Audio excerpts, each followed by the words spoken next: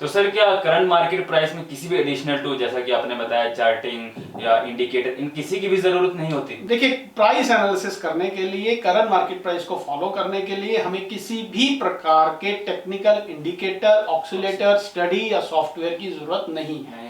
हमें किसी भी तरीके के candle pattern, bullish candles, bearish candles, engulfing candles और बहुत सारी तरीके की कैंडल्स हैं, 1000 से ज्यादा यहाँ पर कैंडल पैटर्न्स लोगों ने बना रखे हैं, हमें वो सब नहीं चाहिए। हमें किसी भी तरीके के चार्ट पैटर्न नहीं यूज करने हैं, डबल टॉप, डबल बॉटम और रेक्टेंगल, ट्राइंगल, इस तरीके के। हमें किसी भी तरीके के लेवल्स यूज नहीं करने हैं, चाहे वो फिबोनाची के हो, गैन के हो, कैमरीला हो, पाइवेट हो या किसी और तरीके के लेवल हो। हमें किसी भी तरीके की कोई ट्रेंड लाइंस यूज नहीं करनी है, हमें किसी भी तरीके के चैनल्स यूज नहीं करने हैं, हमें किसी और भी इससे ज्यादा हमें किसी भी तरीके का वॉल्यूम नहीं यूज करना है, हमें किसी भी तरीके का कॉल पुट डाटा नहीं यूज करना है। सिर्फ और सिर्फ करंट मार्केट प्राइस पर ध्यान रखना है। करंट मार्केट प्राइस हमें सब कुछ होते हुए बताएगा।